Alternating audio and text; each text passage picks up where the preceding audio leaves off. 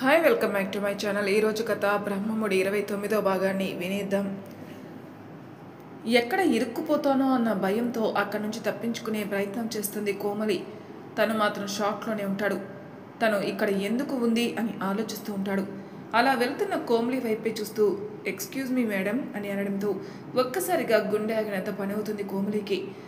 అక్కడే ఆగిపోతుంది వెనక్కి తిరగకుండా. అసలు మీరెందుకు వచ్చారు? నా మీద ఎందుకు అరిచారు? నాకైతే అస్సలు అర్థం కాలేదు. అసలు మీరెందుకు ఇక్కడ ఉన్నారు? కాస్త వివరించి వెళ్తారా? నేను ఎక్కడైనా ఉంటాను, నా గురించి అడిగే హక్కు మీకు లేదు అనుకుంటా. అడిగే హక్కు నాకు లేదు, కానీ ఇక్కడ ఒక దొంగతనం జరిగింది కాబట్టి దాని గురించి వివరాలు సేకరించవచ్చు కదా. దొంగ ఎవరో తెలిసింది, వాళ్ళ పేరెంట్స్ని అడగండి. ఆ అబ్బాయి ఎలాంటి వాడు వాళ్ళే వివరంగా చెప్తారు. దాని గురించి నన్ను అడగాల్సిన అవసరం లేదనుకుంటా. అవును, మరి ఇంతవరకు నేను అడగాల్సిన క్వశ్చన్స్ ఇంకా అడగలేదు. ఎక్కడికి జారుకుంటున్నారు? మీకు చెప్పాల్సిన అవసరం నాకు లేదు అంటూ వాళ్ళ ఇంట్లోకి వెళ్ళిపోతుంది. లోపలికి వెళ్ళి డోర్ క్లోజ్ చేస్తూ ఉన్న సమయంలో తను కూడా తన వెనకే వెళ్తాడు. కాస్తైన బుద్ధి ఉండాలి.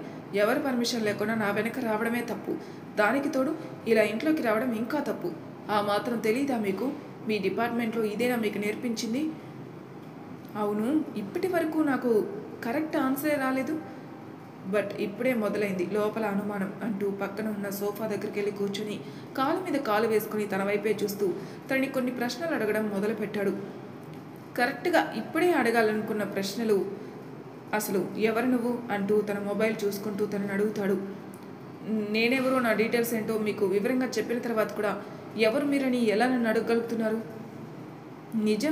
నిజం అడుగుతున్నాను. ఇంతవరకు చెప్పినవి అబద్ధాలు కాబట్టి. అబద్ధాలు చెప్పిన అవసరం నాకు లేదు. ఉంది, నిజం తెలిసిపోతుందన్న భయంతో. ఫస్ట్ ఆఫ్ ఆల్ నేను నిజం తెలుసుకుంటాను అన్న భయంతో నా నుంచి దాచాలనుకుంటున్నావు. అంత తేలిగ్గా నా నుంచి తప్పించుకోవాలనుకుంటున్నావా? నేనెవరి నుంచి తప్పించుకోవట్లేదు. ప్లీజ్ ఇక్కడి నుంచి వెళ్ళండి అని కోమలి అరుస్తూ మాట్లాడడంతో పాప నిద్ర లేచి మమ్మీ అంటూ ఏడుస్తూ తన దగ్గరికి వస్తుంది. చూసారా, మీ వల్ల పాపకి డిస్టర్బ్ అయ్యి నిద్ర లేచింది. మర్యాదగా అక్కడి నుంచి వెళ్ళివ్వండి. అంకుల్ మీరేంటి ఇక్కడ? మా ఇల్లు మీకెలా తెలుసు అంటూ తనకి దగ్గరగా వెళ్తుంది. ఇంతవరకు తెలుసుకోవాల్సిన అవసరం రాలేదనుకున్నాను, బట్ కొంతమంది నా మైండ్ డైవర్ట్ చేస్తూ వచ్చారు. అందువల్ల నిజాన్ని మర్చిపోయాను, అబద్ధాన్ని నమ్మాను.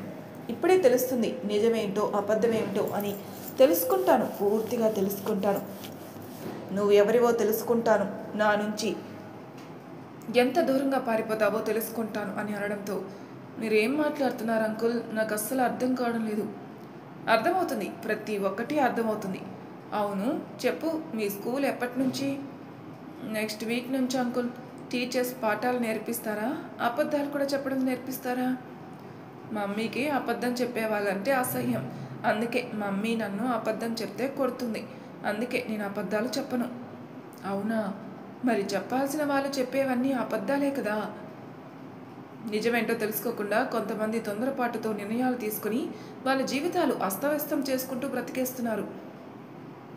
ఇప్పటికే చాలా ఎక్కువగా మాట్లాడారు. మీరు మర్యాదగా ఇక్కడి నుంచి వెళ్ళిపోతారా? లేకుంటే ఒక ఏసీపీ మా ఇంటికి వచ్చి నాతో వల్గర్గా మాట్లాడుతున్నారని కంప్లైంట్ ఇవ్వమంటారా? చూసావా మీ అమ్మ ఏమంటుందో? ఆ అమ్మ అంతే అంకుల్, ఎప్పుడూ కోపడుతూ ఉంటుంది. మా ఇంటికి ఎవరినీ రానివ్వదు. అందుకే మొదటిసారి మీరు వచ్చారు కదా, అమ్మకి కోపం వచ్చింది. సరే అంకుల్, అమ్మ చాలా కోపంగా ఉంది, మీరు వెళ్ళిపోండి, తర్వాత మళ్ళీ ఎప్పుడైనా రండి అని చెప్తుంది హర్షి. మోక్షిత్ అక్కడి నుంచి వెళ్ళిపోతాడు. కానీ తనకి ఒక సందేహం ఏర్పడుతుంది. నిజం తెలిసిపోయింది, తను ఎవరో కూడా తెలిసిపోయింది. మరి తను అక్కడే ఉంటుందని గ్యారంటీ లేదు కదా అని తనకు తాను చెప్పుకుంటున్నాడు. మళ్ళీ వచ్చి డోర్ కొడతాడు. మళ్ళీ ఏంటి? ఈ ఏరియాలో ఎవరైనా ఇల్లు ఖాళీ చేసి వెళ్ళిపోతే తీవ్రంగా రియాక్షన్ తీసుకోవాల్సి వస్తుంది. అది అమ్మాయి అయినా అబ్బాయి అయినా సరే నిజాలు బయటకు వచ్చే వరకు ఎవరు బయటకు వెళ్ళకూడదు. ఇది వార్నింగ్ అనుకుంటావో లేక రిక్వెస్ట్ అనుకుంటావో అది నీ ఇష్టం. ఇక్కడ ఒక కానిస్టేబుల్ ఉంటాడు. బయటికి వెళ్ళాలి అనుకుంటే అతని పర్మిషన్ తీసుకుని వెళ్ళాల్సి వస్తుంది. మిస్సెస్ మోక్షిత్ అని చెప్పి అక్కడ ఒక కానిస్టేబుల్ని పెట్టి అక్కడి నుంచి వెళ్ళిపోతాడు మోక్షిత్. అసలు నాకెందుకు, నేనెందుకు కావాలని వెళ్ళి మాట్లాడాను? ఇప్పుడు తనకు నిజం తెలిసిపోయింది. మమ్మల్ని ఇక్కడి నుండి ఇవ్వకుండా కట్టడి చేస్తాడు అనుకుంటూ ఆలోచిస్తూ ఉంది. ఆ రాత్రి తనకి ఎంత ప్రయత్నించినా నిద్ర కూడా పట్టదు. ఎందుకు మోక్షిత్ గారు నా వెనక పడుతున్నారు? ఆయనకు ఒక మంచి లైఫ్ ఉంది కదా, మళ్ళీ నన్ను ఆయన జీవితంలోకి తీసుకుని వెళ్ళాలని ఎందుకు చూస్తున్నారు? అది తప్పు అన్న విషయం ఆయనకి తెలీదా? ఒకవేళ నన్ను తీసుకుని వెళ్ళి ఏమని చెప్తాడు? 2 పిల్లలకి తండ్రిని, అలాగే 2 భార్యలకి భర్తనని సమాజానికి చెప్పుకోగలుగుతారా? చెప్పుకోలేరు కదా. మరి ఎందుకు మా జీవితంలోకి వచ్చారు? సంతోషంగా గడుపుతున్న మా జీవితాల్లోకి ఒక సునామీని తీసుకొచ్చారు. ప్రేమించాను, ప్రాణం కన్నా ఎక్కువగా ప్రేమించాను. మిమ్మల్ని నిలదీస్తూ మిమ్మల్ని తిడుతూ ఉంటే మనసు ఎంత నలిగిపోయిందో నాకే తెలుసు. నేను కఠినంగా ఉండకపోతే మీకు నిజం తెలిసిపోతుందన్న భయంతోనే మీ మీద అరవాల్సి వచ్చింది. కానీ ఎందుకు మీరు నా వెనక పడుతున్నారు? ప్లీజ్ మోక్షిత్ గారు, మళ్ళీ మా లైఫ్లోకి రాకండి మనసులో అనుకుంటుంది కోమలి. మోక్షిత్ ఇంటికి వెళ్ళిన తర్వాత తన బెడ్రూమ్లో వాళ్ళిద్దరూ సంతోషంగా గడిపిన మూమెంట్స్ని, అలాగే అన్ని ఫొటోస్ని కలిపి ఒక పెద్ద ఫ్రేమ్గా చేయించాడు మోక్షిత్. అలా వెళ్ళి బెడ్ మీద పడిపోయి ఆ ఫోటో వైపు తీక్షణంగా చూస్తూ ఉంటాడు. నిజమేమిటో తెలియదు. నువ్వు నేను సంతోషంగా ఉన్నానని అనుకుంటున్నావు, కానీ నా జీవితం ఎలా గడుస్తుందో నీకు తెలియదు. ఎంత నరకం అనుభవిస్తున్నానో నీకు తెలియదు. తెలుసుకున్న క్షణం కూడా నువ్వు నాకు దూరంగా ఉండవని నాకు తెలుసు. కానీ చెప్పే అవకాశం నువ్వు నాకు ఇవ్వట్లేదు కదా కోమలి. ఎందుకు అంత అసహ్యంగా చూస్తున్నావు నువ్వు? ఎంత తప్పు చేసినా నీ నోటి వెంట వచ్చే మాటలు ఎంతో మృదువుగా ఉండేవి. కానీ ఇప్పుడు అలా లేదు. చిరాకు పడుతున్నావు, నా మీద అరుస్తున్నావు, కోపడుతున్నావు. వీటన్నిటికీ కారణం నీ మనసులో నా మీదున్న ప్రేమ. అది ఎక్కడ బయటపడుతుందో అన్న భావంతో పైకి గంభీరంగా నటిస్తున్నావు. నిజం తెలిసిపోతుందన్న భయంతో నన్ను అక్కడ ఉంచకుండా బయటికి పంపించే ప్రయత్నం చేశావు. నీ గురించి ఏమీ తెలుసుకోవాలని అనుకుంటున్నావా? అన్నీ తెలుసుకున్నాను, కానీ నువ్వు శక్తి వాళ్ళ ఇంట్లోనే ఉంటావు అనుకున్నాను. కానీ వాళ్ళకి దూరంగా ఉంటున్నావని తెలియదు. ఈ ఒక్క పాయింటే మిస్ అయ్యాను. వస్తాను, నిజం బయటకు వచ్చేలా చేస్తాను. నా నుంచి నువ్వు తప్పించుకోలేవు. ఎంత దూరం పారిపోతావో పారిపో, ఇక నిన్ను వదిలే ప్రసక్తే లేదు అంటూ నవ్వుకుంటూ ఆ ఫోటో వైపే చూస్తూ ఉంటాడు. అప్పటికీ ఇప్పటికీ మార్పు లేదు, అలాగే ఉన్నావు. కానీ ఆ పాప ఎవరు? ఆ ఒక్క సందేహం మిగిలిపోయింది అనుకుంటూ దాని గురించి ఆలోచిస్తూ ఉంటాడు. మరి మోక్షిత్ నిజం తెలుసుకుంటాడా? పాప తన కూతురేని తెలుసుకుని ఎంత సంతోషిస్తాడో చూద్దాం. తర్వాత రోజు నీరసంగా ఆఫీస్కి వెళ్తుంది శిల్ప. ఎక్కడ లేని సమస్యలన్నీ దీని మొహంలో కనిపిస్తూ ఉంటాయి. ఆఫీస్కి రావడం నరకానికి వచ్చినట్టే ఉంది కాబోలు అనుకుంటూ తనని తన క్యాబిన్కి రమ్మని పిలుస్తాడు. ఏంటి మీ డార్లింగ్ నిన్ను పొద్దున్నే పిలుస్తున్నాడు, వెళ్ళు అని అంటుంది తన ఫ్రెండు. చి నోర్ముయ్, వాడంటే పెద్ద కంపరం నాకు. అలాంటి వాడు డార్లింగ్ ఏంటిని, నా ఎనిమి వాడు. కాకపోతే చూసే వాళ్ళు ఏమనుకుంటారో తెలుసా? ఏదో ఉంది అనుకుంటారు. నీ ఎనిమి నిన్ను అలాగే పిలుస్తున్నాడు కదా. అది నిజమే. వాళ్ళకేం తెలుసు వాడు నన్ను టార్చర్ చేయడానికే పిలుస్తున్నాడని. కర్మ కాకపోతే ఇక్కడే ఉన్నాను అనుకో, మళ్ళీ ఎగస్ట్రా పనిష్మెంట్ ఇస్తాడు. వెళ్తాను అంటూ లోపలికి వెళ్తుంది. ఏంటి మేడం, ఏదైనా వస్తువు పోగొట్టుకున్నారా? అంత నీరసంగా కనిపిస్తున్నారు. వీటికి ఏంటో ప్రాబ్లం, నేను ఎలా కనిపిస్తే ఏంటి? ఇస్తున్న టార్చర్ భరిస్తున్నాను కదా, మరి ఇంకేం కావాలి? నవ్వుతూ కనిపించాలా అంటూ పళ్ళు కొరుక్కుంటుంది. అంతలా కొరక్కు, ఉన్న పళ్ళు ఊడిపోతాయి. అప్పుడు తినడానికి కూడా పళ్ళు ఉండవు. సార్ ఎందుకు పిలిచారో చెప్తారా? ఏంటా చిరాకు? నన్ను చూస్తే చిరాకు వస్తుందా నీకు? అయ్యో సార్, మీరంటే నాకు చాలా గౌరవం అండి. మిమ్మల్ని చూస్తే నాకెందుకు చిరాకు వస్తుందండి? అవునే, భలే నటిస్తావే నువ్వు. ఆఫీస్లో ఒకలా, ఆఫీస్ బయట ఇంకోలా. మంచి కళాపోషణ ఉంది నీలో. యాక్టర్గా ట్రై చేయకపోయావా?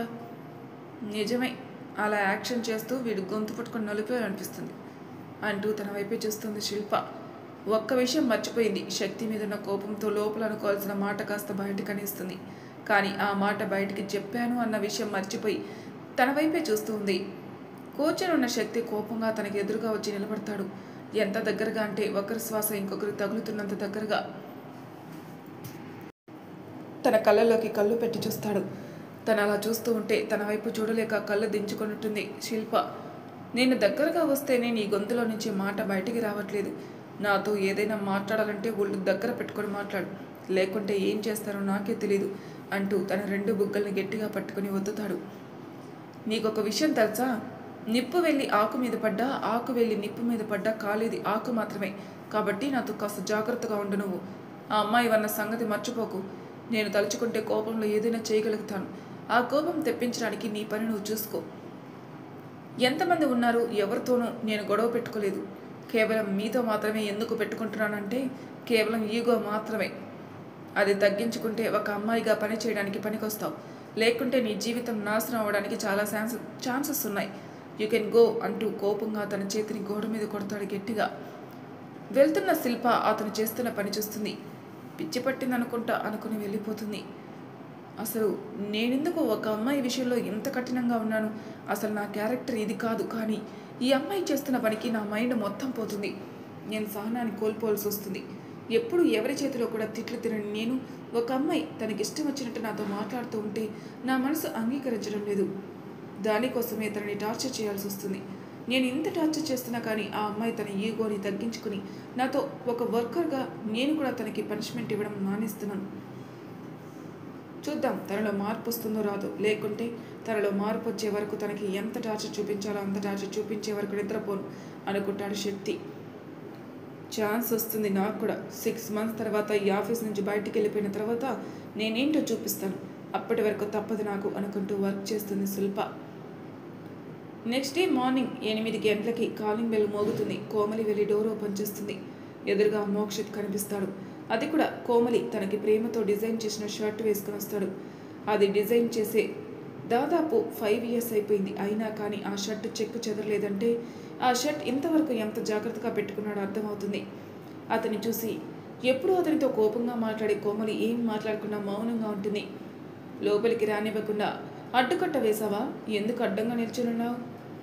ఇంటికి వచ్చిన వ్యక్తికి టీ లేదా కాఫీ ఇవ్వాలని కూడా తెలియదా మేడం గారికి? మోక్షిత్ గారు ఎందుకు కోపం తెప్పిస్తారు చెప్పండి. పొద్దునే మా ఇంటికి ఎందుకు వచ్చారు? అంటే నా ఇంట్లో నా భార్య లేదు కాబట్టి మరి నాకు టీ ఎవరిస్తారు? అందుకే ఇంత దూరం వచ్చాను. అంటే మీ భార్య ఎక్కడికి వెళ్ళిందో ఆమెను తీసుకొచ్చుకోండి. ఇలా పక్కన వాళ్ళ ఇళ్లలో టీ కోసం వెళ్ళకండి. అందుకే కదా వచ్చాను తీసుకెళ్ళడానికి. అది ఈ జన్మకి జరగదు. అంత దూరం ఎందుకు చెప్పు? జస్ట్ 2 నిమిషాలు చాలు తీసుకుని వెళ్ళాలి అనుకుంటే. అసలు ఏంటని మీ ప్రాబ్లం? నా ప్రాబ్లం ఏమీ లేదు, నీకే ప్రాబ్లం. మనం చూసినవన్నీ నిజాలు కాదు, విన్నవన్నీ నిజాలు కాదు. వాటి వెనక తెలుసుకోవాల్సినవి చాలానే ఉన్నాయి. నేను నీకు చెప్పాలి అనుకుంటున్నాను, నువ్వే వినాలి అనుకోవడం లేదు. వింటేనే కదా తెలుస్తుంది ఎవరి మనసులో ఏముందో అని. ఇప్పుడు నేను తెలుసుకోవాలి అనుకోవడం లేదు. నా జీవితం నేను జీవిస్తున్నాను. నాకు ఎవరితో పని లేదు. పక్కన వాళ్ళ పర్సనల్ విషయాల గురించి ఆలోచించడానికి అస్సలు నేనెవరు అని తను అనడంతో పైకి లేచి తన నడం చుట్టూ చేయి వేస్తే దగ్గరగా లాక్కుని, ఇప్పుడు చెప్పు నువ్వెవరు? నువ్వు నాకు ఏం కావా? మన ఇద్దరి మధ్య ఏం సంబంధం లేదా? లేదు లేదు అనే కదా చెప్తున్నాను. ఎందుకు మీరు నా వెంట పడుతున్నారు అని కోమలి మళ్ళీ అదే మాట చెప్తుంది. అప్పుడు అందుకుంటాడు కోమలి పెదవులు. అప్పటి వరకు కోపంగా మాట్లాడిన కోమలి తన ఇష్టసకుడు తనకిస్తున్న తీపి మాధుర్యాన్ని చూసి షాక్లో ఉండిపోతుంది. 2 seconds తర్వాత కోలుకొని తన నుంచి విడిపించుకునే ప్రయత్నం చేస్తుంది. మోక్షిత్ తనని వదిలేస్తాడు. నవ్వుతూ తన వైపే చూస్తాడు. తన నడుం చుట్టూ చేతిని గట్టిగా బిగిస్తాడు. మమ్మీ అంటూ అప్పుడే నిద్రలేచిన హర్షి హాల్లోకి వస్తుంది. తను రావడం చూసి తనకి దూరంగా జరుగుతాడు మోక్షిత్. కోమలి అక్కడ ఉండలేక వంటగదిలోకి వెళ్ళిపోతుంది. మోక్షిత్ చేసిన పనికి ఉక్కిరి బిక్కిరైపోయింది. మొదటిసారి భర్త ఇచ్చిన ముద్దుని ప్రేమతో ఆహ్వానించలేకపోతుంది. దాదాపు 5 ఏళ్ల తర్వాత తన స్పర్శని పొందగలుగుతుంది. తన కౌగిల్లో బందే కావాలని మనసు కోరుకుంటుంది. కానీ ఆ మనసుకి నచ్చజెప్పి తనకి దూరంగా ఉండే ప్రయత్నం చేస్తుంది. ఏంటి నేను ఇలా అయిపోతున్నాను? ఆయన అంత దగ్గరగా వస్తుంటే నా నోట్లో నుంచి మాట ఎందుకు రావడం లేదు? మళ్ళీ ఆయన జీవితంలోకి వెళ్ళి ఇంకొక అమ్మాయికి ద్రోహం చేయలేను కదా? మోక్షిత్ గారు ఎందుకు అర్థం చేసుకోవట్లేదు? ఆయన నాకు అంత దగ్గరగా వస్తూ ఉంటే నేను ఆయనకి దూరంగా ఉండలేకపోతున్నాను అంటూ బాధపడుతుంది కోమలి. టీ తీసుకుని వస్తున్నావా లేదా అన్న గొంతు వినిపించడంతో తన కోసం టీ తీసుకుని వెళ్ళిస్తుంది. టీ తాగుతూ, హర్షి నీకు తెలుసా, ఒకప్పుడు ఈ టీ నన్ను నిద్రలేపేది. ఆ టీ కోసం ఎదురు చూస్తూ చాలా ఏళ్ళు గడిచిపోయాయి. అయినా కానీ ఆ రుచి మాత్రం మారలేదు. అలాగే కొంతమంది మనసులో ఉన్న ప్రేమ కూడా మారలేదు. పైకి టపటపమంటుంది తాటాకు, అది చల్లారిన తర్వాత మొత్తం నిశ్శబ్దం అలాగే ఉంది. కొంతమంది గుండెలో వెళ్ళు రెడీ అవ్వు, ఈరోజు అంతా నేను బయటికి తీసుకుని వెళ్తాను. ఏంటి అంకుల్ నిజమా? మరి మమ్మీ అంటూ వాళ్ళ అమ్మ వైపే చూస్తుంది. నువ్వు తన గురించి ఆలోచించుకో, తను కూడా మనతో వస్తుంది. నేను ఎక్కడికి రావాలి అనుకోవడం లేదు అంటుంది కోమలి. నాకు చాలా పని ఉంది, ప్లీజ్. ఇప్పటికే మీరు వచ్చి చాలా ఎక్కువ చేశారు, ఇక వెళ్తారా? ఇప్పుడు నువ్వు నాతో వస్తున్నావా లేదా? నేను రాను రాను ఎన్నిసార్లు చెప్పాలి మీకు? రావు కదూ అంటూ తన చేతిని గోడకేసి స్పీడ్గా కొట్టేస్తాడు. అలా కొట్టడం వల్ల తన చేయి వేళ్ళు గోడకి తగిలి చిట్లి రక్తం కారుతూ ఉంటుంది. తనకి రక్తం కారడం చూసిన కోమలి పరిగెడుతూ వంటగదిలోకి వెళ్ళి పసుపు తీసుకుని వచ్చి ఆ చేతికి పెట్టడానికి చూస్తుంది. తన చేతిని పక్కకు తీసుకుంటాడు. నువ్వు వస్తావా రావా? నువ్వు రాను అని చెప్పు. ఈసారి ఏం జరుగుతుందో నేను మాటలో చెప్పలేను. రావు కదా అంటూ మళ్ళీ ఆ చేతులు ఇంకొకసారి కొట్టుకుంటాడు. తను పడుతున్న బాధను చూడలేక తన చేతిని తీసుకుని పసుపు పెడుతూ వస్తాను అని చెప్తుంది. అప్పుడు తన వైపు చూసి నవ్వుతాడు. వెళ్ళు అని హర్షి వైపు చూసి కళ్ళతోనే సైగ చేస్తాడు. నవ్వుకుంటూ వెళ్ళిపోతుంది హర్షి రెడీ అవ్వడానికి. 20 minutes నీకోసం ఎదురు చూస్తూ ఉంటాను, త్వరగా రెడీ అయ్యండి అని చెప్పి సోఫాలో కూర్చుంటాడు. ఎందుకంత మూర్ఖంగా బిహేవ్ చేస్తున్నారు మోక్షిత్ గారు? ఇప్పుడు మాట్లాడి సమయం వృధా చేయడం నాకు ఇష్టం లేదు. నేను చెప్పింది ఫైనల్ అంటూ తన మాట పట్టించుకోడు.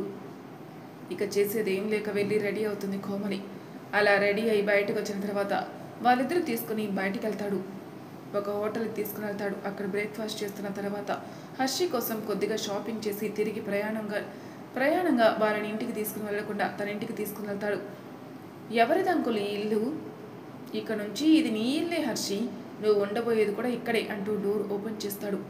హర్షికి ఆ వాతావరణం అలాగే ఆ ఇల్లు కూడా చాలా బాగా నచ్చుతుంది. తను డోర్ ఓపెన్ చేసిన వెంటనే సంతోషంగా లోపలికి పరిగెడుతుంది. కోమలి మాత్రం లోపలికి రాకుండా బయట నిల్చున్నట్టుంది. ఏంటి భయపడుతున్నావా? ఓ, నా భార్య ఉంటుంది అనుకుంటున్నావు కదూ? పర్వాలేదులే, తను పుట్టింటికి వెళ్ళింది, నువ్వు లోపలికి రావచ్చు అంటూ నవ్వుతూ చెప్తాడు తనతో. కోపంగా తన వైపే చూస్తుంది. ఇప్పుడు కోపంగా చూసి ఏం ప్రయోజనం చెప్పు? నా సంతోషం కోరుకొని నన్ను వదిలేసి వెళ్ళిపోయినప్పుడు ఇదే కోపంతో నా భర్తను నేను దక్కించుకోవాలని పట్టుదలతో ఉంటుంటే ఇంత దూరం రాదు కదా. ఇప్పుడు ఎవరు మీకోసం బాధపడడం లేదు. మరెందుకు లోపలికి రాకుండా బయటే ఉన్నావు? ఎందుకు రాను, వస్తాను అంటూ లోపలికి వస్తుంది. నిజం తెలుసుకొని కోమలి మోక్షిత్కి దగ్గరవుతుందా? మరి తర్వాయి భాగంలో ఏం జరుగుతుందో నెక్స్ట్ ఎపిసోడ్లో తెలుసుకుందాం. అంతవరకు నా ఛానల్ సబ్స్క్రైబ్ చేయని వాళ్ళు ప్లీజ్ సబ్స్క్రైబ్ చేసుకోండి, లైక్ చేసి షేర్ చేయండి. మీ అభిప్రాయాలు నాకు కామెంట్ రూపంలో తెలియజేయండి. Thank you for listening.